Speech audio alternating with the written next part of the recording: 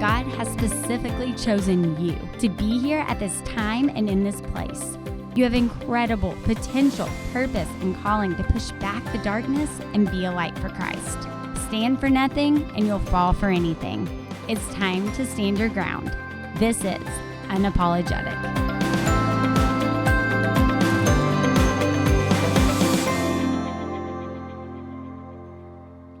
Hey everyone, welcome to Unapologetic. I am so thrilled to have Lee Dooley with us today. I have admired her for years. She has wonderful work, just great books, great testimony, great show, and I know that you're going to benefit so much from what she has to say today. We're talking about really how to handle when we're disappointed, when things don't turn out how we want them to, the waiting season, and where God is in all of it. So please help me welcome to the show, Lee Dooley.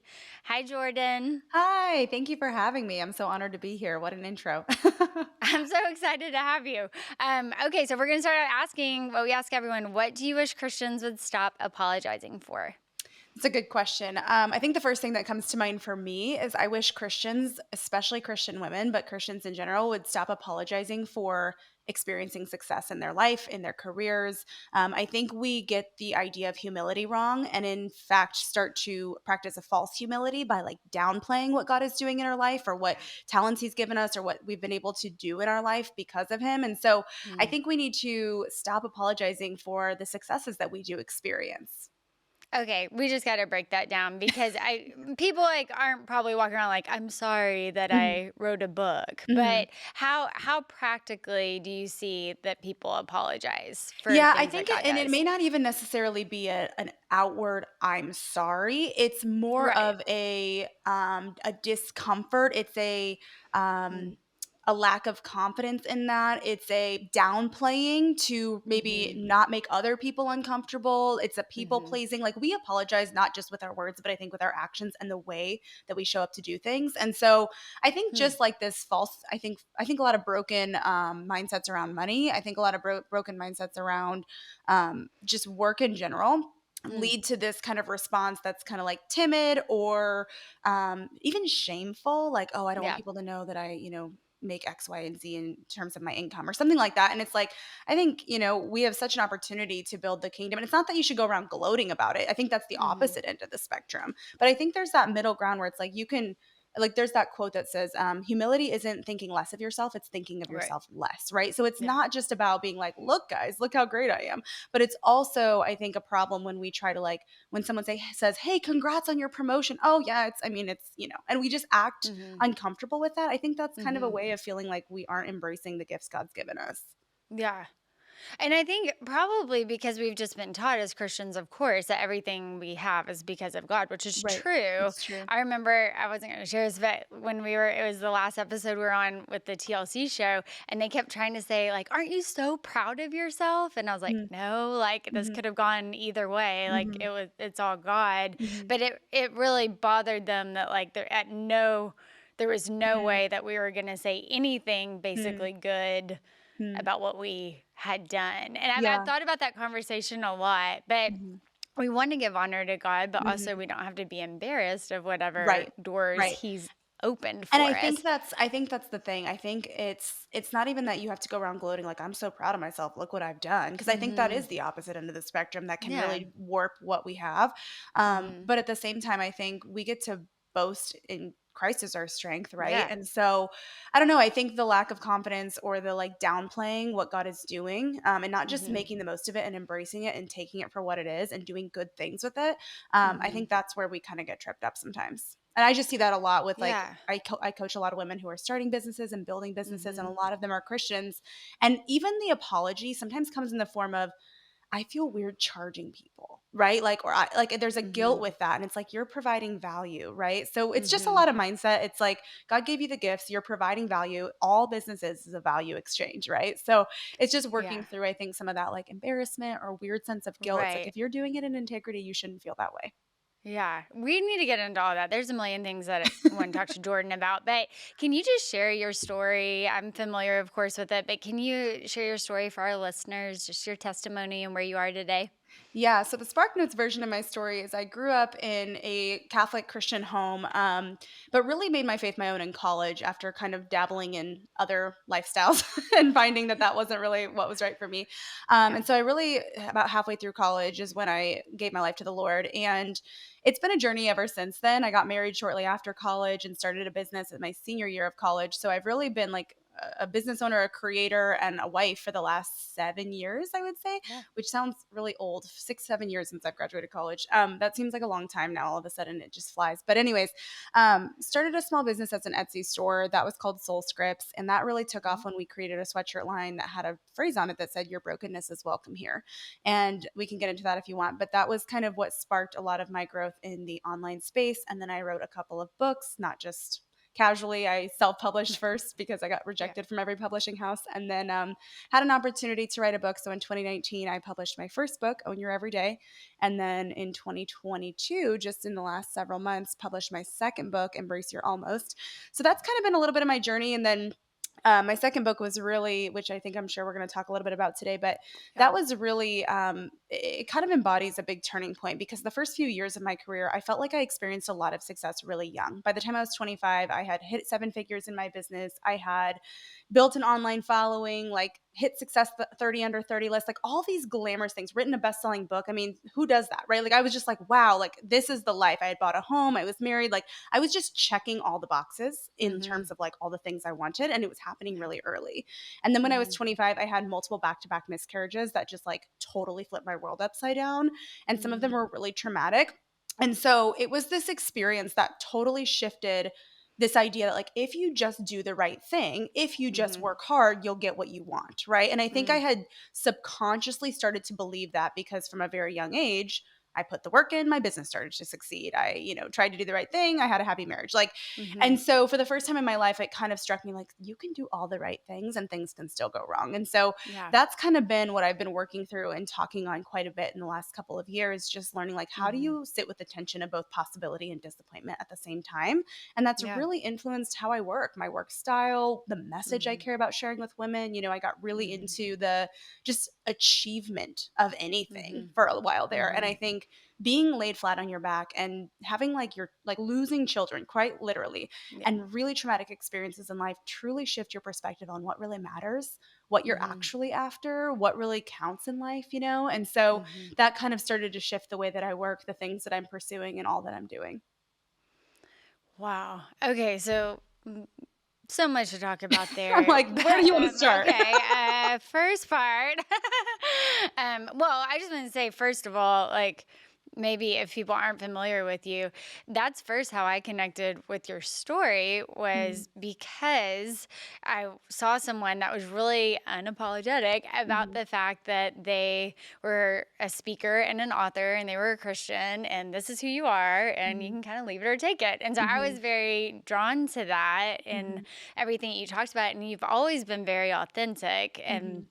of course, with Thank your you. your brokenness is welcome here, which was, Mhm, I mean, of course, people that resonates with so many people. They think they're not mhm, welcome in the mhm, church and their friend mhm, group and families, and I think that that's, I mean, it just speaks for itself. I do want to ask you about that, but I mhm, do just want to say, of course. Thank you for your transparency and mhm, talking about the miscarriages. Like you and mhm, I both know how many people struggle with that and mhm, the strain it is on a marriage. And so mhm, it's interesting that you've chosen to talk about it because really it hasn't been wrapped up in a nice bow yet at this mhm, point.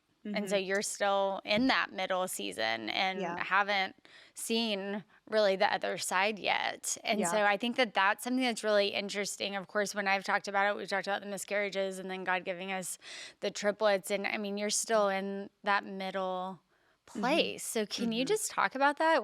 How is that to trust God? What does that practically look like in marriage and just Yeah, all the things? it's a good question, and, it's interesting because I wrote the entire second book that I mentioned, Embrace Your Almost, from the middle, and at first, I didn't really Mhm. like that. I was like, I thought by the time I turned this in or something, like, something would have changed, Yeah.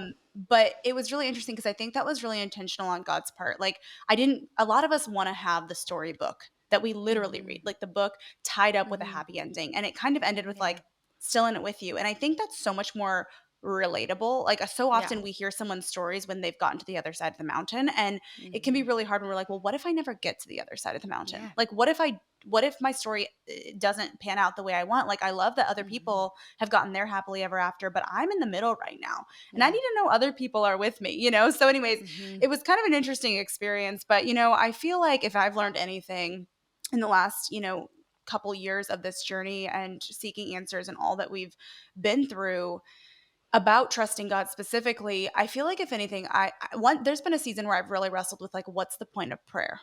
Because Wow. the question that comes up is like, well, my prayers don't really change the outcome.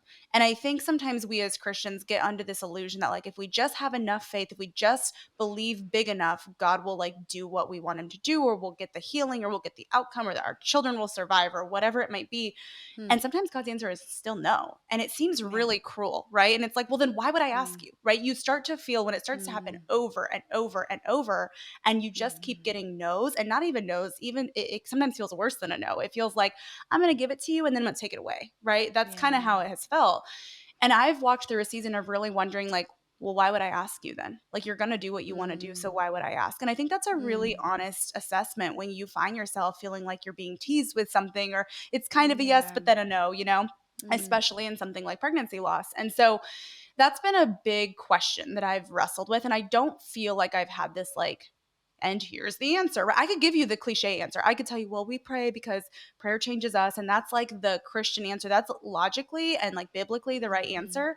But as a Mhm. believer, it can be hard to get your heart and head on the same page sometimes. So you can Mhm. know that that's the answer and have a hard time believing and like making sense of that when it's your Yeah. life. And so that's something I've been wrestling through and working through. But I think in that process, the lesson that has come out of that is maybe the invitation to trust God is not to trust him for outcomes, but to just trust him regardless of the outcome. And I think that's the Yeah. hardest thing, especially Mhm. I think in the Western world, because we're trained. Like you pray for your children to be healthy, or for the job Mhm. promotion, or for the healing. And not that there's anything wrong with praying for those Yeah. things. Like I do think there is value in asking our Father for good gifts, right?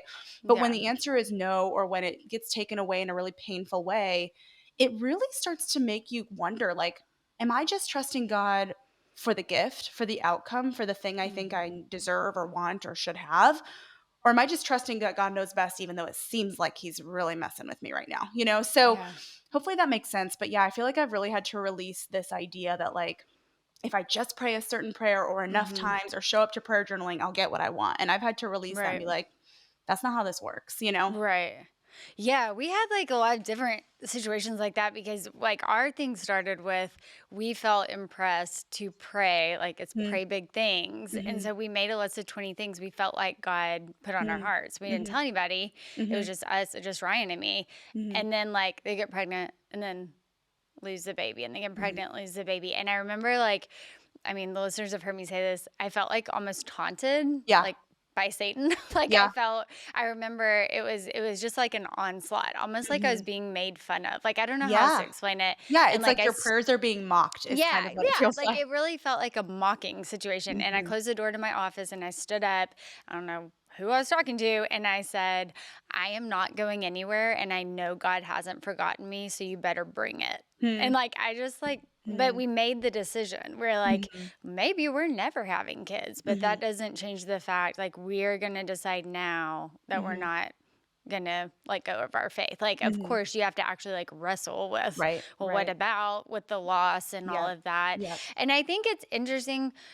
I wasn't until I wrote a book on prayer, I wasn't necessarily aware. I don't know how since I grew up in church, but Mhm, that there are cases in the Bible where prayer changed God's mind. Like mhm, those are like mhm, little known mhm, stories, but that, mhm, our prayers, it's a mystery, but mhm. somehow it can influence the outcome. Yeah, and, So I think in that wrestling, I've had to go back to times where I have prayed, and I feel like the Lord has been faithful, and because yeah, what's difficult, it's like He's always faithful, but there are absolutely seasons where you feel like, where what? yeah, Like, it doesn't seem like he's being faithful, so it just right. feels like a wasted breath, right? And so, Yeah. but I also think that that has deepened my prayer life, and it's also made me think a little bit more about how I pray, because I think before I did Hmm. a lot of just like my husband and I were talking about this, he goes, I said, I feel like it's not that we shouldn't pray and ask. And we've prayed bold prayers. Like, I mean, we will continue Mhm. to do that.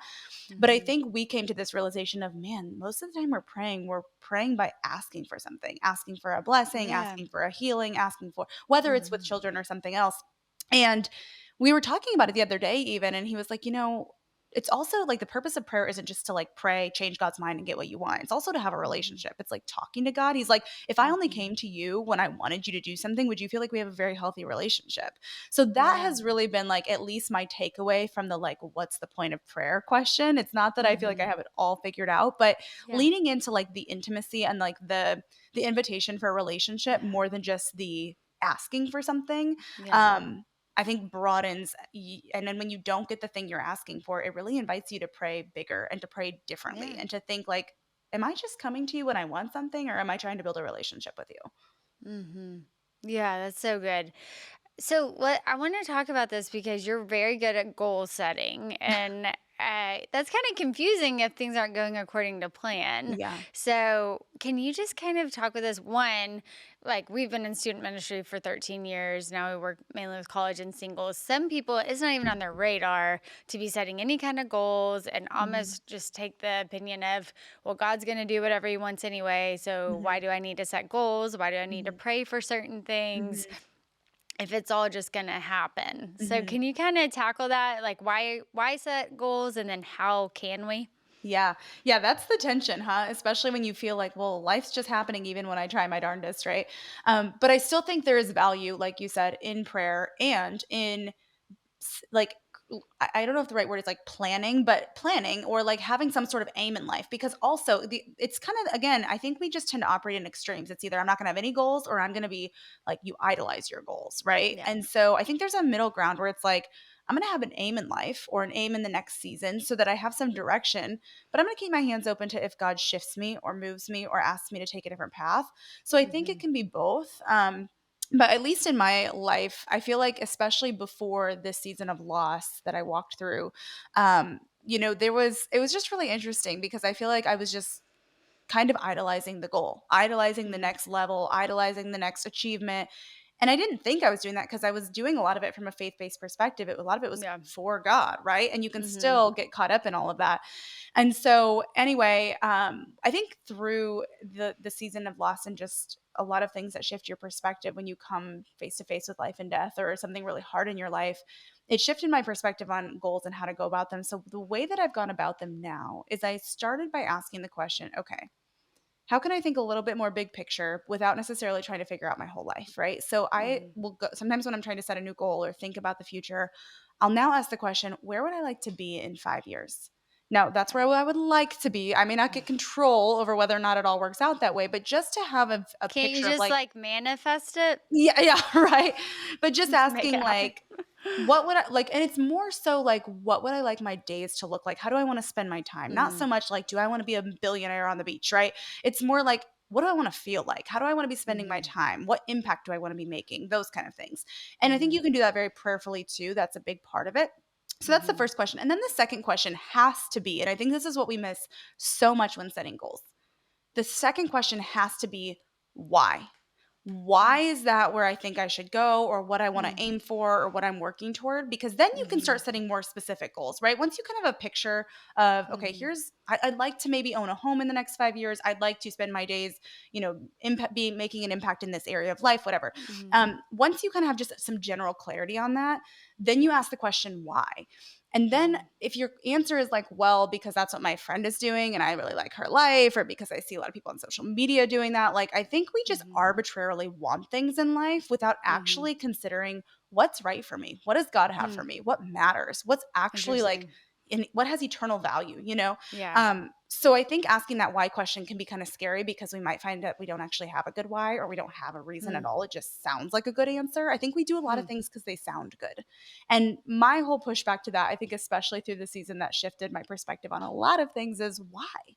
I remember I Yeah. was setting goals. I was setting some financial goals in my business with my husband. I think it was after our first loss. And so that was starting to kind of shift my perspective on just how I wanted to work. And Mhm. he pointed to a project. He said, "What do you want to make on this project?" And I threw out some Mhm. like big number that sounded good. And he goes, "Okay, awesome. Why?" And he wasn't even Mhm. saying that in like a mocking way. He was just Mhm. genuinely curious, like, why is that your goal? And I was Mhm. like, I don't know, it sounds good, you know? So, anyways, that really, he goes, okay, well, let's like, let's break down what we actually need. Like, what do we actually Mhm. need to move the needle a little bit in the direction you want to go? Because what I was really trying Mhm. to do, the reason I thought I needed to make a cajillion dollars essentially was because I wanted to hire a team member to have some help to get out of the weeds, like to just basically get Mhm. closer to a life that is more conducive to parenthood whenever that would Mhm. happen, right? So we Mhm. got to the root of like why I really want to do the thing I think I want to do, but we Yeah. found out once we actually worked through it that like, oh, you only need to make like half of that in order to do, you know? So Mhm. anyways, my point is I think sometimes we just set arbitrary goals because we see someone else doing something because it looks good, Mhm. whatever. Mhm. So my encouragement is consider like what really matters to you. Mhm. And what do you feel like you want to do or that God is calling you to do? And then Mhm. why do you feel like that's something you want to work toward? Then you can set a specific, measurable, time-bound goal, Yeah. right? Then you can say, okay, in the next 6 months, I want to move this much closer to my goal. I want to have Yeah. $10,000 saved for a house, or I want to, whatever it may be. But I think you Mhm. have to start with what do I value and why do Yeah. I value that? And it's interesting you talk about like we probably just want things we see. I mean, we're Hmm. almost constantly on Yeah. social. So I know like the biggest breakthroughs for me, like when I figured out, oh, like this is what I want to change, it's Hmm. when I've taken a social media break, Yeah. like some kind of fast, just did not look at all this input. And, Hmm. before social media, we used to talk about taking breaks from TV or secular music just so that Yep. you only had Christian things Hmm. influencing you and those ideas in your head for a certain amount of time. So I Hmm. think too, just getting away, whatever that means to Yep. provide, so God can speak to you. Exactly. Yeah. No, I Okay. do think there's a lot of distractions telling us what we Yeah. should want. I mean, we live in a world that's constantly Right. saying you should want it all, right? And you can Yeah. have it all.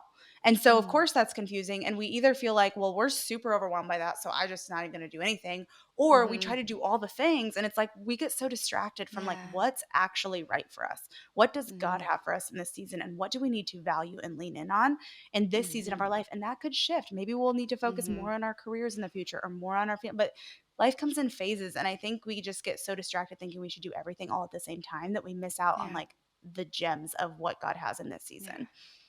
I really want to commend you for that because, like, when I was in that season, like, I knew that God told me, like, I mean, I had a very specific point where I was like, maybe this isn't going to happen. I still Mhm. have a ministry. Like, I still have Mhm. a purpose on Mhm. earth. Like, what do Mhm. you want me to do at this time?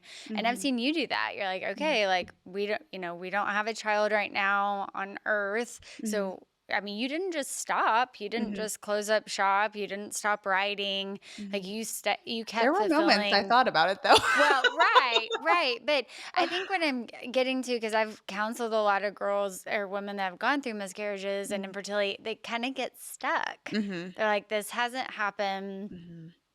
And When you they're, I feel mean, like really, they're kind of stuck. yeah. Just, maybe even, I hate to say, but like idolizing, well, Mhm. when I have kids, then I'll, start life back Yeah. up again. How Well, do I you think think that's the case. people, yeah. Oh, go ahead, sorry. Yeah, well, I was just gonna say, I mean, what advice do you have for people that are in that middle Yeah. season? How can they find the purpose there? Yeah, I think regardless of, for some women it is having children. For other women, it's finally feeling like they're doing something that they're good at, right? Mhm. For others, it's getting married. Like there's so many different things Mhm. that we're waiting on. But I think so often when there's something that feels outstanding in our life, and I don't mean outstanding like excellent, I mean like it's out of place. It hasn't Yeah. happened, right?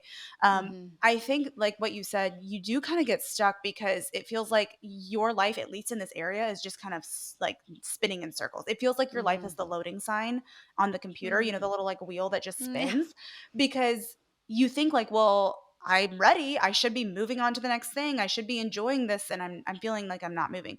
And so I Yeah. think what we do is we tend to put our life on pause without even realizing we're doing that because we start to Hmm. say, well, I'll take the trip when I have a partner to go with me and see Europe with me, or I'll start the Mhm. ministry when I have a family or when I have more experience or when I have, and I Mhm. think we essentially like I wrote something one day and I guess my advice if I wanted to like boil it down, it's like don't let a waiting season turn into a wasted season.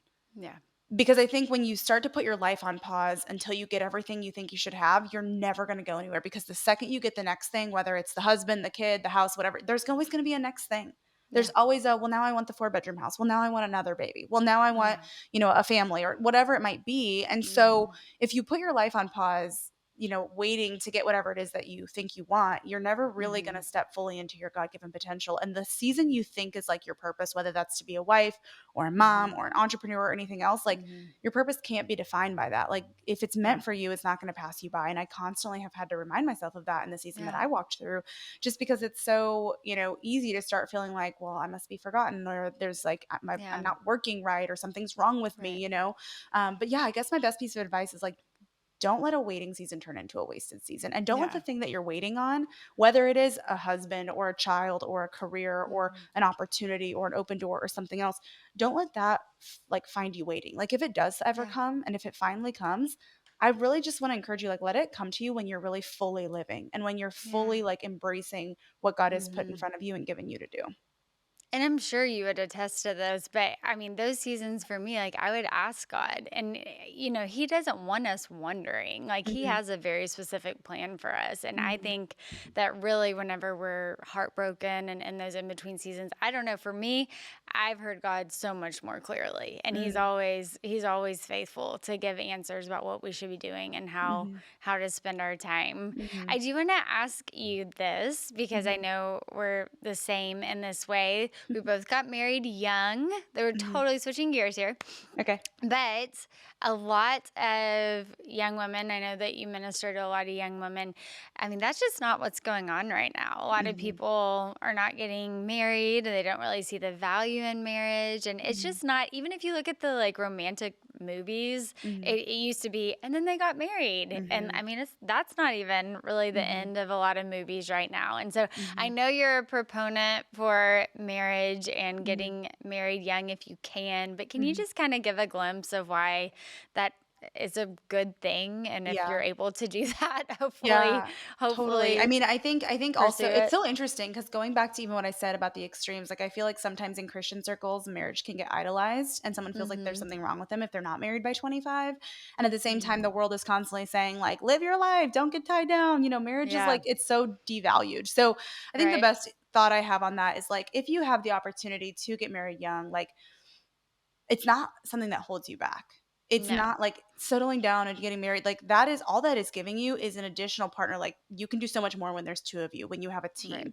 And that's not to say you can't do amazing things on your own either if the Lord has you in a single season. But I think Mm-hmm. it's important to remember like there's a gift. I mean, I feel Yeah. like my husband and I are in our late 20s now, got married at 22. And it's so I'm so thankful, especially after going through loss. Like I'm thankful that we've had, like, it doesn't feel like, oh my gosh, we're running out of time. It's like we had the time to, Yeah. like, you don't know how your family journey is going to be. So if you found out Mm-hmm. somebody who you feel like is aligned spiritually, respects you, is it like they don't have to be like Prince Charming. If it's a good fit for you, like don't overlook the value of commitment because you have no idea Right. how your life's going to unfold, and there is a gift in growing up together. I really feel like we went Yeah. from two broke college kids getting married to all sorts of career changes and navigating loss and grief and Yeah. all of that by the time we're 28 years old. I'm like, we've Mm-hmm. experienced so much in 5 or 6 years together that we never would have had we lived separate Right. lives and then had to try to figure out how to like join two adult lives. Like we had our Mm-hmm. first apartments together and our first homes and all of those things. And so, I don't think there's a better or worse way, but there are gifts in the Right. ability to lean into commitment when you're young if Mm. you're able to. That's so good. Yeah, we got married when we were 21, so Okay. same thing. Yeah. Yep. Yep. And we didn't have a house, but we had Hmm. a really small apartment, and those are some Hmm. of the best memories were Yep. in that little Yep. one-bedroom apartment for sure. Okay, so we're coming to a close. Can you just tell us how can we embrace, using the title of your book, how Mhm. can we embrace our almost, those almost goals, almost dreams? Yeah, if you feel like you just keep falling just a little short or you make progress and still don't feel like you're getting where you want to be, I think my best piece of advice for you is allow yourself to pause and remind yourself that it's okay to grow slow. And just Yeah, because your story might look different from someone else doesn't mean that it can't be just as good.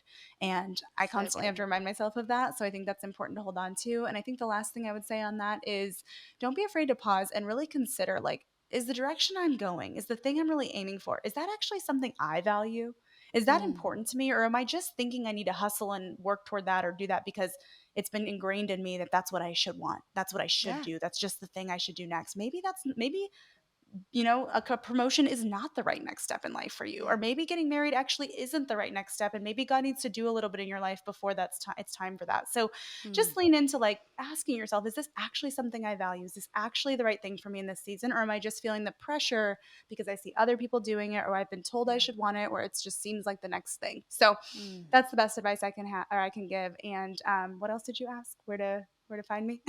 I was about to, but you Okay, can I just thought you go asked right something about if in. you can find Yeah, me. Okay, y'all. I was like, Jordan has amazing content. She's so encouraging. I mean, she has been such an encouragement to me, and I just want you to hear how you can connect with her. yeah, well, jumped the gun on that, but I thought you asked that, so my brain must have short circuited. You can find me anywhere on social media, Jordan Lee Dooley on Instagram, TikTok, Facebook, all the places, and then you can grab my books on Your Everyday and Embrace Your Almost anywhere books are sold. Awesome. Thank you so much for being on, Jordan. This is a great, super helpful talk. Thank you for having me. It was so fun to chat with you.